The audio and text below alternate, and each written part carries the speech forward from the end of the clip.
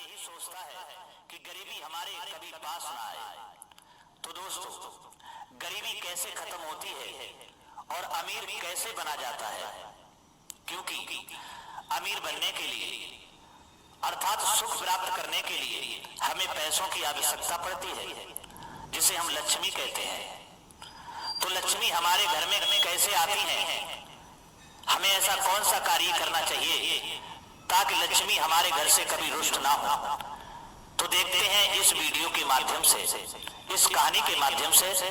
परंतु आपसे निवेदन है कि हमारी इस कहानी को पूरा ही सुने और हमारी वीडियो के अंत तक बने रहे।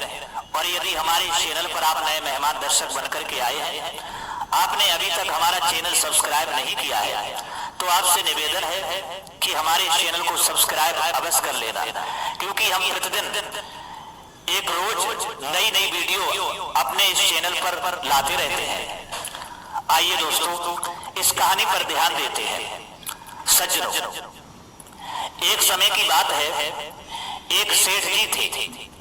सेठ बड़े धनवान थे। लक्ष्मी उन पर बहुत प्रसन्न थी।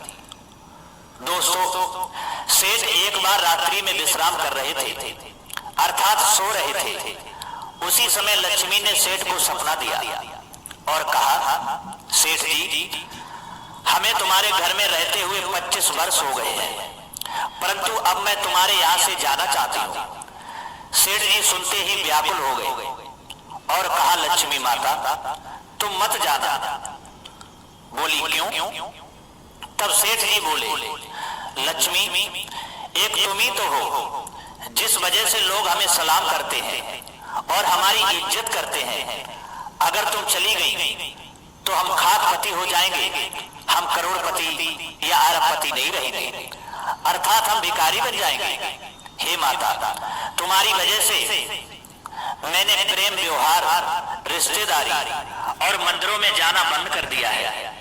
ये सुनकर के लक्ष्मी कहने लगी, हे सेठ जी, मैंने तुमसे कब मना किया था कि तुम हमारे पीछे ये सब कुछ छोड़ दो, अपनी भक्ति छोड़ दो, मंदिरों में जाना छोड़ दो, या अपने रिश्तेदारों से, प्रेमियों से प्रेम व्यवहार छोड़ दो। दोस्तों, लक्ष्मी ने ये शब्द सेठ जी से कहे और फिर कहा, सेठ जी, मैं जाऊंगी जरूर, मैं एक जगह हमेशा नहीं ठहरती हूँ। सेठ जी बोले, जाओ, फिर मैं क्या करूं? तुम्हारे जाने के बाद मैं तो खाकपति हो जाऊंगा।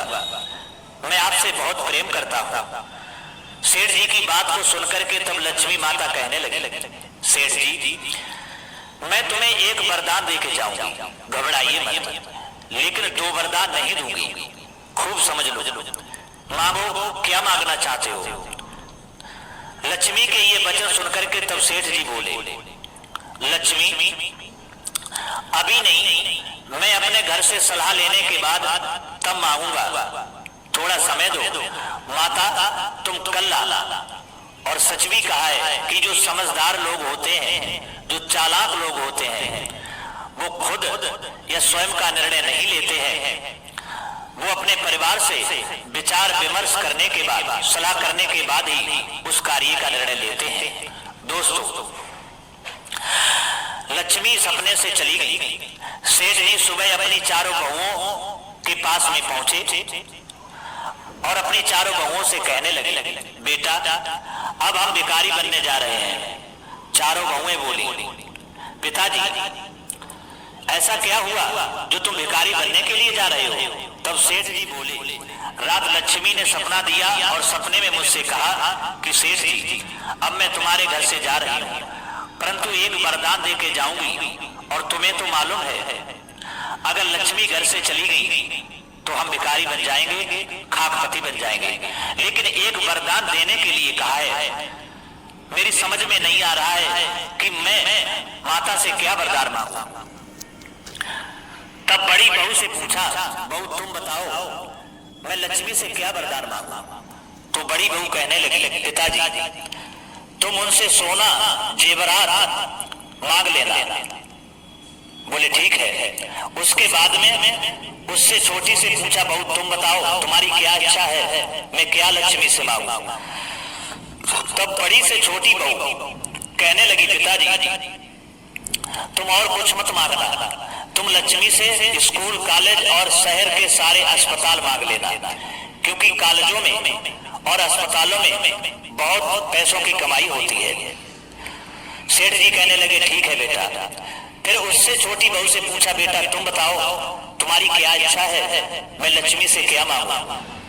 तब उससे छोटी ने कहा, पिताजी ना मुझे सोना चाहिए, ना मुझे अस्पताल चाहिए, ना मुझे कॉलेज चाहिए और ना मुझे शहर की क्षेत्र की जमीन चाहिए।